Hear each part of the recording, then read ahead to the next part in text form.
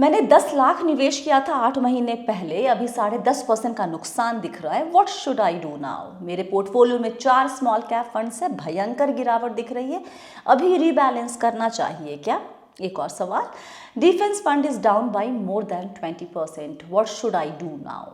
और एक ने लिखा कि 8 साल के लिए फला फंड में निवेश किया था, अभी बहुत गिरावट दिख रही है, उसमें क्या करें? इस तरह के सवाल की बाढ़ लगी हुई है और हमें पता है कि वो किस तरह के निवेशक हैं जो अभी बहुत पैनिक कर रहे होंगे। तो आखिर हालात क्या हैं जो निवेशकों को इतना परेशान कर रहा है? सितंबर 2024 में सेंसेक्स ने अपना ऑल टाइम हाई टच किया था, लगभग 85,978 पॉइंट्स तक पहुंच गया था। लेकिन उसके बाद मार्केट लगभग 10,000 पॉइंट्स गिर चुका है, जो कि रफली 12% की गिरावट है। मिड कैप की गिरावट 17% और स्मॉल कैप एनी गेसेस बताइए? 23% गिर चुका है। और सही कहें तो ये नई बात नहीं है। 2017 में हमने शुरू किया था बी वेल्दी, तब से अभी तक जितनी दफ़ा भी हमने लार्ज मिड और स्मॉल कैप की बात की है, ये बात हमने लगातार कही है कि जब भी गिरावट होगी तो मिड और स्मॉल में अधिक दिखेगी, लार्ज में कम। लेकिन आपने सुननी कहाँ है वो बात? पिछले 2 साल में आप लोगों ने भर भर के स्मॉल कैप में निवेश किया। 2023 में स्मॉल कैप फंड्स में 41,035 करोड़ निवेश किया गया है। 2024 में ये नंबर था 34,223 करोड़। उस वक्त तो आप लिखते थे कि हाई रिस्क टेकर है, रिस्क एपेटाइट काफ़ी है, सो कॉल्ड अग्रेसिव इन्वेस्टर है। तो अब क्या हो गया? यही रिस्क लिया था ना आपने। सच कह रहे हैं हम आपको कि आप में से अधिकतर को पता ही नहीं है कि ये सब टर्म, इनका मतलब क्या है। आप लोग अभी भी, अधिकतर लोग सिर्फ और सिर्फ रिटर्न चेज करते हैं। एसेट एलोकेशन, डाइवर्सिफिकेशन, इनसे आपका कोई लेना देना नहीं होता। ऐसा लग रहा होगा कि हम आपको बहुत ज़्यादा डांट रहे हैं, लेकिन क्या करें, कोफ्त होती है। कितना समझाने के बाद भी आप करते वही हैं जो आपकी मर्जी होती है। तो आज थोड़ी डांट सुन लीजिए और थोड़ा सीख लीजिए। पहली बात, अभी ये नुकसान सिर्फ कागजी या फिर अनुमानित नुकसान यानी कि नोशनल लॉस है। जब भी बाजार में बड़ी गिरावट या मंदी का दौर होता है तो निवेशकों के मन में यही सवाल होता है कि भाई ये जो गिरावट है या नुकसान, ये कब तक जारी रहेगा और उनके एसआईपी की वैल्यूज़ दोबारा कब सुधरेगी। देखिए, हर गिरावट अलग होती है। कुछ में गिरावट ज़्यादा होती है, कुछ में गिरावट ज़्यादा लंबे वक्त तक चलती है। कितना वक्त लगता है रिकवर करने में आपके निवेश को, इसे कुछ उदाहरण से आप समझिए। मान लीजिए आपने बाजार के टॉप पर 5,000 की मंथली एसआईपी शुरू की और तभी बाजार करके गिर गया, यानी सबसे खराब स्थिति जो अभी आप झेल रहे होंगे। तो अलग अलग गिरावट के दौर में कैसी रिकवरी हुई है, आज आपको हम बताते हैं। सबसे पहले 2000 से 2001 का दौर। इस दौरान Ketan Parekh scam, .com crash, followed by 9/11, ये सब हुआ। बाजार लगभग 40% गिरा और रिकवरी में 3 साल से अधिक का वक्त लगा। लेकिन मार्च 2000 से मार्च 2005 तक 5,000 की मंथली एसआईपी करने पर 3 लाख के निवेश की वैल्यू 5,23,000 हो गई और रिटर्न आपको मिला करीब 22% के आसपास का। दूसरा, 2008 का फाइनेंशियल क्राइसिस। 1930 के ग्रेट डिप्रेशन के बाद ये सबसे बुरा आर्थिक मंदी का दौर था। इस झटके में भारतीय बाजार को झटका लगा 50% का, मतलब 50% से ज़्यादा गिरा और निफ्टी 50 टीआरआई को जनवरी 2008 के लेवल पर वापस आने में 6 साल लगे। लेकिन सिर्फ 18 महीनों में ही एसआईपी का रिटर्न पॉजिटिव हो गया। अगर जनवरी 2008 से जनवरी 2013 तक 5,000 की एसआईपी जारी रखते आप तो 3 लाख का निवेश करीब 4 लाख हो जाता।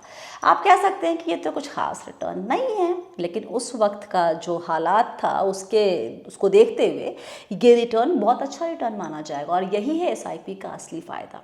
जब बाजार गिरता है और आप हाय तौबा मचाने लगते हैं, वही वक्त होता है जब आपको कम दाम में ज़्यादा यूनिट्स मिलती हैं, जिससे लॉन्ग टर्म में आपका जो रिटर्न है वो अच्छा आता है। नेक्स्ट, 2011 से 2013 यूएस डेट डाउनग्रेड और टेपर टैंट्रम का दौर था। 2011 में अमेरिका की क्रेडिट रेटिंग डाउनग्रेड हुई, जिससे बाजार में घबराहट फैली और दिसंबर 2011 में सेंसेक्स अपने पीक से 28% नीचे था। लेकिन 2012 में रिकवरी आनी शुरू हुई और 2014 में बाजार ने 25,000 का नया हाई छुआ।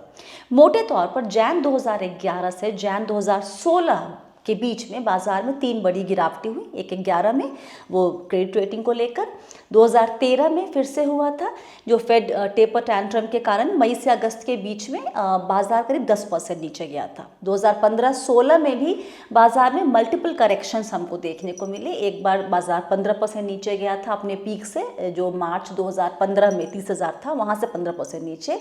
फिर एक बार हमने देखा फरवरी 2016 में भी 23,800 के आसपास गया था। तो बेसिकली 2011 से 16 के बीच में बाजार बहुत बार ऊपर गया नीचे गया। लेकिन अगर आपने जनवरी 2011 की शुरुआत में, जब बाजार ठीक ठाक ऊपर था, अपनी एसआईपी शुरू की होती और फिर गिरते बाजार से डर कर निवेश दिसंबर 2011 में निकाल लिया होता, तो आपके 60,000 के निवेश के बदले आपको मिलते 54,000, दैट इज 54,000। लेकिन अगर आपने थोड़ा पेशेंस रखकर 2016 दिसंबर तक निवेश जारी रखा होता और इस उठापटक के दौर को बर्दाश्त कर लिया होता, तो आपके 3,60,000 बन गए होते 5,33,000। अच्छा खासा रिटर्न। तो इन उदाहरणों से आपको क्या समझना है? समझना यह है कि शेयर बाजार की फितरत है, उसकी नेचर में, उसकी प्रवृत्ति में है। जैसे कि आग की प्रवृत्ति है जलाना, बर्फ की है शीतल करना, बाजार की है उठापटक करना। बाजार में एक दौर तेजी का आएगा, फिर एक दौर मंदी का। डरता कौन है बाजार की इस चाल से? पहली कैटेगरी, जिसने सही तरीके से पोर्टफोलियो डाइवर्सिफाई नहीं किया था। दूसरे उस तरह के लोग जो सिर्फ रिटर्न चेस करने के लिए कहीं भी बिना सोचे समझे निवेश करते हैं। तीसरे लोग जिनके पास निवेश से अटैच्ड कोई गोल नहीं है या फिर कोई समय सीमा नहीं है। मोटे तौर पर वो जिन्हें इक्विटी जैसे एसेट क्लास के साथ रिस्क क्या होता है ये एकदम नहीं समझता है। और एक और तरह के लोग हैं वो जिनका टारगेट पूरा हो गया था लेकिन उन्होंने रिडीम नहीं किया था, ये सोचकर कि कर लेंगे क्या हड़बड़ी है। और ये लीजिए 30% का रिटर्न अब 20% दिखा रहा है।